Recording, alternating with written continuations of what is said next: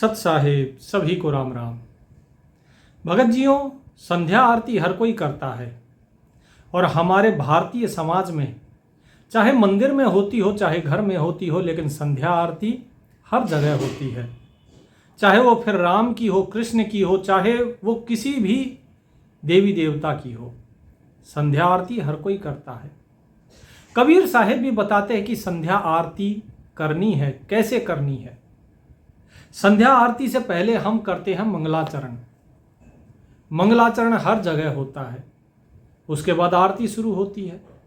कई जगह मंगलाचरण में मंत्र बोले जाते हैं, लेकिन वास्तव में इस मंगलाचरण का अर्थ क्या है? क्योंकि जब तक आप किसी चीज को सिर्फ बोल रहे हो, आप उसका भेद नहीं समझ रहे हो, उसका अर्थ नहीं समझ रहे हो, तब तक वो जो भी आपने बोला है वो केवल आपने शब्दों का उच्चारण किया है। और परमात्मा भाव का भूखा है। परमात्मा आपके शब्दों का भूखा नहीं, परमात्मा और किसी चीज का भूखा नहीं है। तो यदि आपको सुमरन करना है, यदि आपको संध्या आरती करनी है, तो भाव के साथ होनी चाहिए। प्रेम मगन होए आरती गावे, कहे कबीर भौजल बहौर ना आवे। जो प्रेम में मगन होकर आरती करता है वो फिर इस भवसागर में नहीं आता। इसीलिए प्रेम भाव बहुत जरूरी है। तो जब तक आप संध्या आरती का भाव ही नहीं समझेंगे, तब तक कैसे पता लगेगा कि वास्तव में संध्या आरती करनी कैसे है? तो आइए, सबसे पहले संध्या आरती में सबसे पहले होता है मंगलाचरण। तो मंगलाचरण पूरे अर्थ के साथ, भाव के साथ आपको बताते हैं। तो मंगलाचरण में क्या कहते हैं? नमो नमो सत्य पुरुष को नमस्कार गुरु कीन्ही। कि नमो नमो सत्य पुरुष को नमस्कार करते हैं और नमस्कार गुरु कीन्ही, फिर गुरुदेव को प्रणाम करते हैं। सुर नर मुनि जन साधवा संतों सर्वस दीन्ही। कि सुर नर मुनि जन यानी देवता हो, मनुष्य हो, मुनिजन हो, साधु हो, साधवा, संतों सर्वस दीन्ही, और संतों को मैं अपना सर्वस्व प्रदान करता हूं। फिर इसका दूसरा भाव यह भी है कि सुर नर मुनि जन संत सभी ने ही मुझे भी बहुत कुछ दिया है, इसलिए मैं भी इनको अपना सर्वस्व दान करता हूं, इनको समर्पित करता हूं। सतगुरु साहिब संत सब। सतगुरु, साहिब और संत, तीन के बारे में बात कही कि सतगुरु साहिब संत सब दंडोतम प्रणाम, आगे पीछे मध्य हुए तिनको जा कुर्बान। कि सतगुरु, साहिब या संत कोई भी हो, इन तीनों को मैं दंडवत प्रणाम करता हूं। जो आगे होने वाले हैं और जो पीछे हो चुके, आगे पीछे मध्य हुए तिनको जा कुर्बान। और जो मध्य में भी यदि कोई इस समय भी कोई संत हैं, इस संसार में जितने संत साधु महात्मा हैं, मैं उन्हें प्रणाम करता हूं। फिर क्या कहा कि निराकार निर्विषम। बहुत से लोग यहां पर वाणी में अपनी मन मर्जी से बना देते हैं निराकार। नहीं, परमात्मा निराकार है। निराकार निर्विषम काल जाल भय भंजनम। कि वो परमात्मा जो निराकार है, निर्विषम विषयों से परे है, काल जाल भय भंजनम, काल के जाल को नष्ट करने वाला, भय भंजनम, भय को, डर को समाप्त करने वाला, काल के भय से मुक्त करने वाला। निर्लेपम निज निर्गुणम।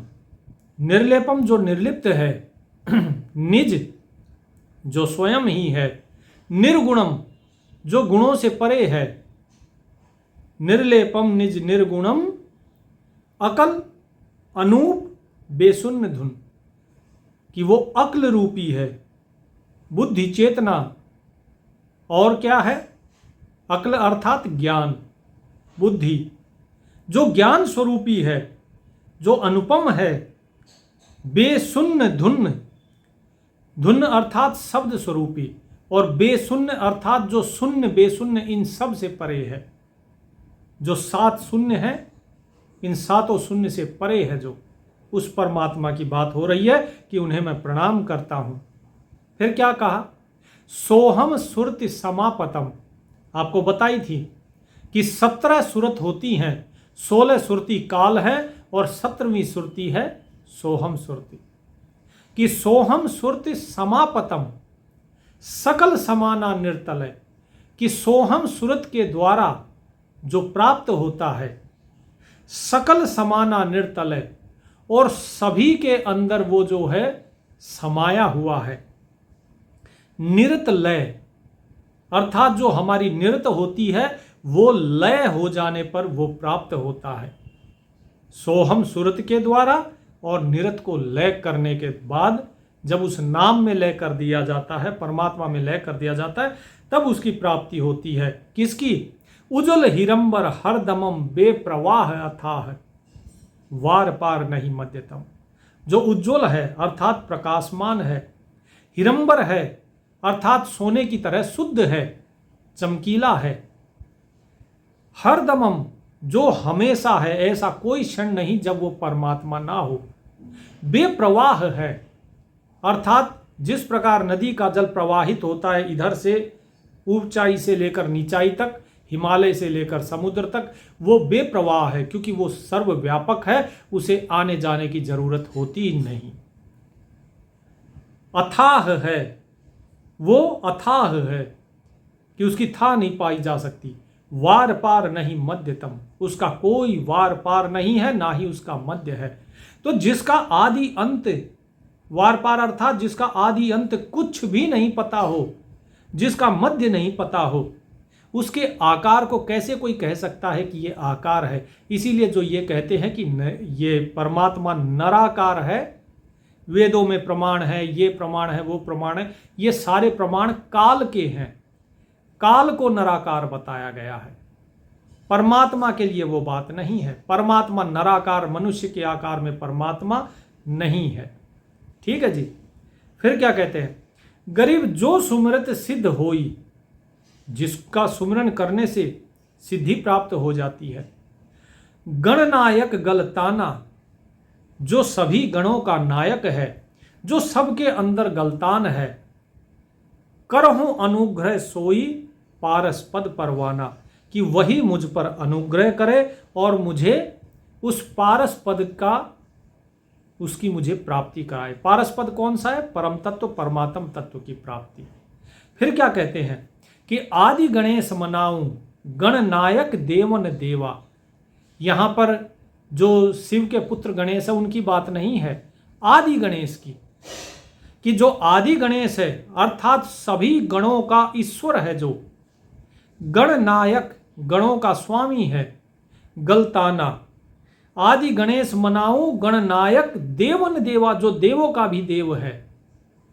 चरण कमल ल्यो लाऊं आदि अंत करहूं सेवा, उनके चरण कमलों में मैं अपना शीश झुकाता हूं, उनके चरण कमलों में मैं अपनी लो लगाता हूं अर्थात अपना ध्यान लगाता हूं। आदि अंत करहूं सेवा, और जन्म से लेकर आज जब मुझे ज्ञान हुआ है, यदि मैं इससे पहले नहीं भी कर रहा था, तो आज से लेकर और अपनी मृत्यु पर्यंत तक, अपने अंत तक मैं उन्हीं की सेवा करता हूं, उन्हीं के चरण शरण में मैं रहता हूं।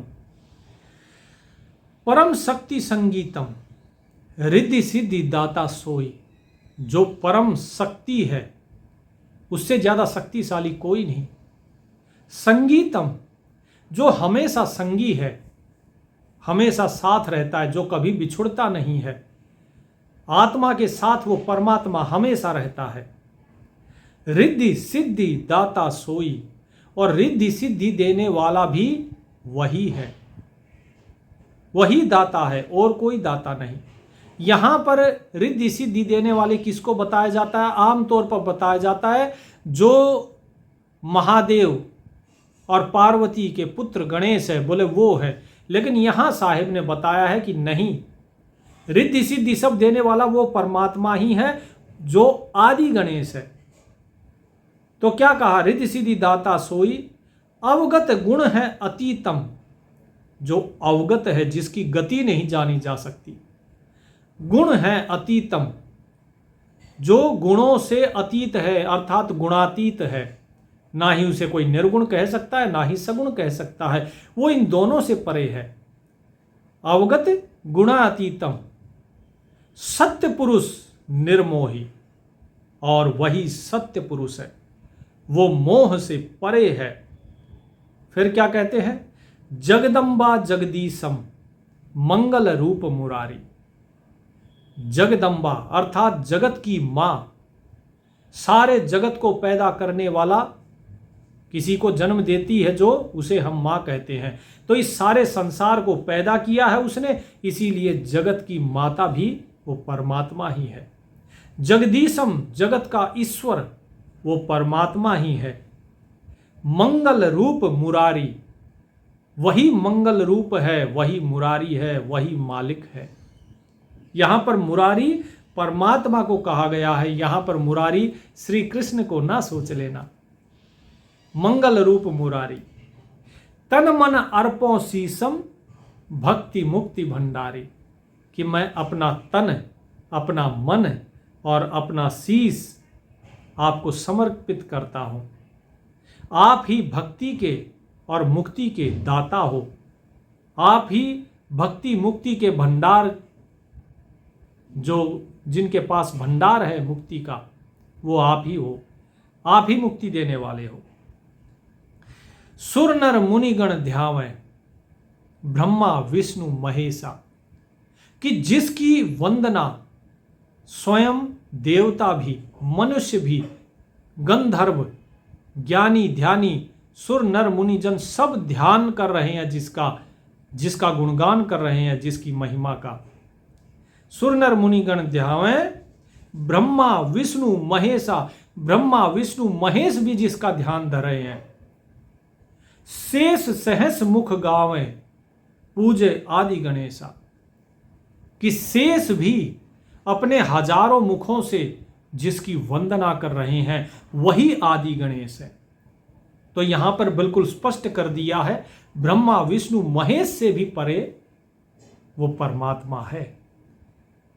तो वो है वास्तव में आदि गणेश, ना कि जो कि हम कहते हैं ना कि भाई ये सुपारी है, सुपारी पे धागा लपेट दिया, बोले जी अब गणेश हो गए, अब इनके टीका लगा दो।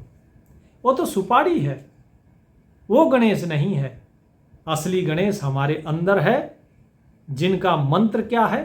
क्लियम। ठीक है जी, वो गणेश। लेकिन यहां बात हो रही है आदि गणेश की, और वो आदि गणेश किसको कहा गया है? आदि गणेश बताया है कि आदि गणेश की तो वंदना सुर नर मुनि जन गंधर्व ज्ञानी सब कर रहे हैं, ब्रह्मा विष्णु महेश भी उसी का ध्यान धर रहे हैं।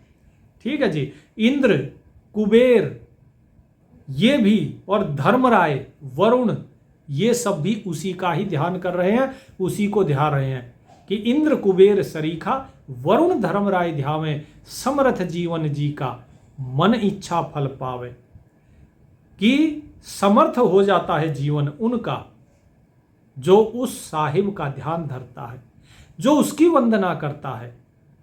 तो इस मंगलाचरण में जो वंदना बताई जा रही है ये परमात्मा की है, उनके गुणों का बखान है। इसीलिए कोई भी कार्य करने से पहले परमात्मा को धन्यवाद करना चाहिए, उनके गुणों का बखान करना चाहिए, मंगलाचरण अवश्य करना चाहिए। सुबह उठते ही मंगलाचरण करो, दोपहर में मंगलाचरण करो, रात को मंगलाचरण करो। जो मंगलाचरण करेगा उसको सुख शांति रिद्धि सिद्धि सब कुछ प्राप्त होगी। उसके घर में राग द्वेष बैर भाव ईर्ष्या ये सब नहीं होंगी। लेकिन कब? जब वो इस भेद को समझेगा कि वास्तव में इस मंगलाचरण में बताया क्या गया है। सिर्फ शब्द बोल देना ये मंगलाचरण नहीं है, हृदय से भाव से बोला जाता है। इसीलिए कहा कि इंद्र कुबेर सरीखा वरुण धर्मराय ध्यावें समर्थ जीवन जी का मन इच्छा फल पावे। उसका जीवन समर्थ हो जाता है, सफल हो जाता है, और मन इच्छा का जैसी उसकी इच्छा होती है उसके मन की वैसा ही फल उसे प्राप्त हो जाता है। ये सब उस परमात्मा के सुमरन से है। फिर क्या कहा कि 33 कोटि अधारा ध्यावें सहस 88 उतरे भवजल पारा कटे हैं जम की फांसी। कि 33 करोड़ देवी देवता, 33 कोटि देवता, जो 33 कोटि देवता है उनका आधार भी कौन है? वो परमात्मा ही है और कोई नहीं। वो सत्य पुरुष ही है और कोई नहीं है। 33 कोटि अधारा, ध्यावे सहस 88 हजार जो मुनिजन हैं, जिनके नाम पर ये नाना प्रकार के गोत्र चले हुए हैं, नाना प्रकार की कौम बनी हुई है, नाना प्रकार के ये पंथ दीन समुदाय ये बने हुए हैं। ये सब कुछ जो 33 करोड़ देवी देवता, लोग कहते हैं 33 करोड़, हम तो 33 कोटि ही बोलते हैं, जिसमें 12 आदित्य, 11 रुद्र, 8 वसु और 2 अश्वनी कुमार हैं। साहिब कहते 33 कोटि अधारा ध्यावे सहस 88 हजार मुनिजन भी जिनका ध्यान कर रहे हैं। उतरे भवजल पारा कटे हैं जम की फांसी, और उसका सुमरन, उसकी साधना करने वाले, प्रेम से उसके भजन करने वाले, उसका मंगलाचरण करने वाला पार हो जाता है। उतरे भवजल पारा, भवजल किसको? इस संसार के सागर को कहा गया है। यही भव है, ये संसार को भव कहा जाता है। और भवजल अर्थात संसार सागर, जिसमें लोग डूबते रहते हैं। जैसे लहरें पैदा होती हैं मिटती हैं, पैदा होती हैं मिटती हैं, इसी प्रकार ये संसार में जीव भी बार बार शरीर धारण करता है, मरता है, धारण करता है, मरता है। तो इन सभी से मुक्त हो जाता है। उतरे भवजल पारा कटे हैं जम की फांसी, और काल की जो फांस है, जन्म मृत्यु की जो फांस है, इससे जीव मुक्त हो जाता है। तो भगत जी, ये मंगलाचरण का पूर्ण रूप से जो आपका सबसे सरल भाषा में जो अनुवाद था, जो अर्थ है और भावार्थ है, वो है। तो आप जब भी मंगलाचरण करेंगे तो सारे भूत प्रेत सब कुछ आपका भाग जाएगा, सारे दुख तकलीफ सब समाप्त हो जाएंगे। मंगलाचरण कीजिए, क्योंकि परमात्मा के सुमरन से ज़्यादा पवित्र कुछ भी नहीं है। परमात्मा के मंगलाचरण से, उनकी स्तुति से पवित्र कुछ नहीं है। इसीलिए मंगलाचरण अवश्य करना चाहिए। सुबह उठते हैं, नाम सुमरन करते हैं, उससे पहले मंगलाचरण कीजिए, गुरुदेव का ध्यान करिए। इसीलिए मंगलाचरण में भी सबसे पहले क्या आया कि नमो नमो सत्य पुरुष को नमस्कार गुरु की नहीं, कि सत्य पुरुष को मैं नमस्कार करता हूं और गुरु को नमस्कार करता हूं, बाकी सब बाद में है। तो इसी प्रकार से आपको भी करना चाहिए। ये सारे भेद इसलिए बताए जाते हैं ताकि आप वास्तव में समझे कि सच्चाई क्या है। खाली रट लेने से, याद कर लेने से उससे कोई लाभ नहीं होगा। साधो भाई, जब तक हृदय में भाव नहीं होगा, जब तक हृदय में प्रेम नहीं होगा, तब तक सारी रटी रटाई ये सारी चीज़ें ये व्यर्थ है। साहिब कहते हैं, पढ़ना गुणना चातुरी ये तो बात सुगम, सत सुकृत और बंदगी ये तो वस्तु अगम। तो ये पढ़ना गुणना, ये चतुराई, ये तो बड़ी सरल चीज़ें हैं, इनसे मुक्ति नहीं होगी। तो ये पढ़ना लिखना इन्हें त्यागिए, और जो परमात्मा का सच्चा मंगलाचरण है उसे कीजिए। इसके बाद अगले सत्संग में हम जानेंगे संध्या आरती के बारे में, कि कबीर साहिब क्या कहते हैं कि संध्या आरती करनी चाहिए और वो कैसे की जाती है। हम तो संध्या आरती को सिर्फ बोल देते हैं, लेकिन अब कबीर साहिब बताएंगे वास्तव में संध्या आरती की कैसे जाती है, जिससे कि आपका जीवन सफल हो जाए। जो साहिब कहते हैं, प्रेम मगन होए आरती गावे, कहें कबीर भवजल बहौर ना आवे। तो सबसे पहले आपको मंगलाचरण, उसके बाद संध्या आरती करनी होती है। वो कैसे करनी है अब वो अगले भाग में जानेंगे। तब तक साहिब का नाम सुमरन कीजिए। परमात्मा सभी का कल्याण करें। सत साहिब।